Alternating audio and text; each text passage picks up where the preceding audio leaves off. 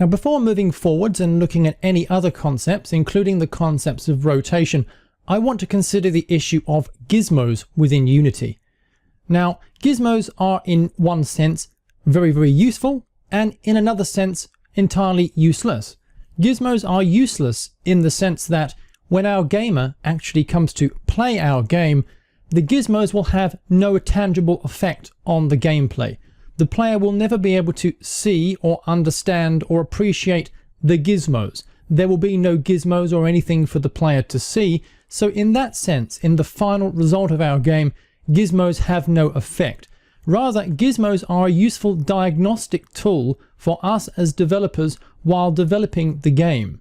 So for example, if I create a completely new object in the scene by choosing game object and then create empty, and I put this into the scene, this may be the basis for an object that may become, for example, an enemy character. Now that character may have a line of sight, it may have a range in which when the player enters that range, the enemy will start firing. But the question is, how far is that range? It might be useful to visualize that range as a sphere within this scene so that we can actually see when the player enters the enemy range and how large that range is spatially within the scene. Sure, we can define it mathematically, but often a picture is worth 1,000 words, and what would be great is if we could have Unity draw the range of that object within the scene so that we can see how far that enemy character could shoot or could travel. Of course, range is not the only concept that gizmos can be used to visualize, but it's one of the most common. So for example, I have created here inside this folder, scenes gizmos, I've created this script file. We'll see the source code for this in just one moment. But what I'm going to do is drag and drop the gizmo show script onto this object that I've created. In fact, I'm going to select that game object and just rename this to gizmo object. Now on assigning this script to this object, you will see straight away that a green sphere is drawn around that object. In fact, if I remove the component entirely, the sphere disappears. And if I drag and drop it onto the object again, we get that sphere back, which indicates that this gizmo show script is drawing this sphere. And in fact, down here for this property that says range, this controls how large that sphere is.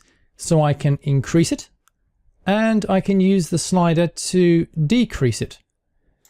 So this can be used, for example, to represent the range of an enemy object.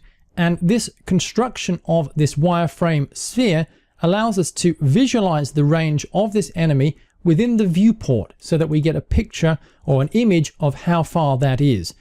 Now let's take a look at this code inside MonoDevelop to see exactly what's going on. So I'm going to bring MonoDevelop into here and have a look at this code and explain how it works. So we have this gizmo show script, which is derived from MonoBehavior. So this was created just like any regular C# script file. I just right clicked and chose create C# script and I called it gizmo show. Now you can see that we have some properties here. We have show gizmos, a Boolean variable for whether or not we should show gizmos at all. This gives me the ability to toggle them on and off. We have an icon section and I will come back to that shortly. But in particular, I want to have a look at the object range. So this is a floating point range that we can define, which might represent the shooting range, the firing range, the attack radius of an enemy. So I've defined this in terms of its diameter here. So we have the range and it's specified as 10 meters by default, that is. But we have this function or this event called onDrawGizmos. Now this is a Unity defined event. That is, Unity will call this event automatically for this object, and this function is called even while the editor is running. So even when the game is not in play mode, Unity will still be running that function to draw things inside the scene viewport. So it's important to make sure that you don't introduce some errors into here. Now the first thing I'm doing is checking to see whether we should show gizmos at all. If we shouldn't show gizmos, I simply return and exit the function so that nothing else happens. But what we want to do down here is to draw the sphere.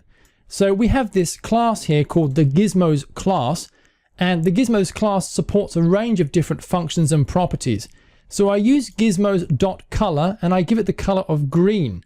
Here I'm going to be specifying the color of all the things that I draw afterwards. So here I'm selecting the color green, and in the next line, I'm drawing a wire sphere.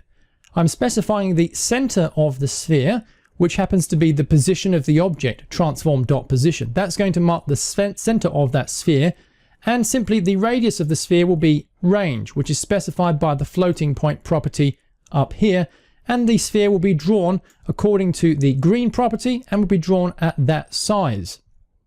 Notice that the range is specified by this floating point property, and I've appended above it the attribute range. When you append this attribute above any numerical property like a floating point value, and you specify a minimum and you specify a maximum, it will give you a slider inside the editor, the object inspector. So when I move the object, when I move MonoDevelop out of the way and I select my Gizmo object, you can see that the range value is not just a type in, which is at the right hand side here, but it has this slider, which I can simply drag and move around the slider control to change the value specified here. So this attribute range will give you that slider inside the object inspector. Notice also that I'm using another color here, blue, and I'm drawing the forward vector for this object. So notice I'm specifying the center point of the object here, which is the first point on a line. I'm using draw line, for example. So this is the first point on the line, the position of the object. And then I'm measuring out the second position on a line. Now notice what I'm doing here is I'm using the vector arithmetic that we have seen previously for moving an object. I'm taking the position of the object, I'm adding to that the forward vector multiplied by my range. And this is giving us the destination point or the end point of the line. I'm saying stay where you are or keep the original position and add to that my forward vector multiplied by the range, which creates that scaled displacement vector moving away from our center position.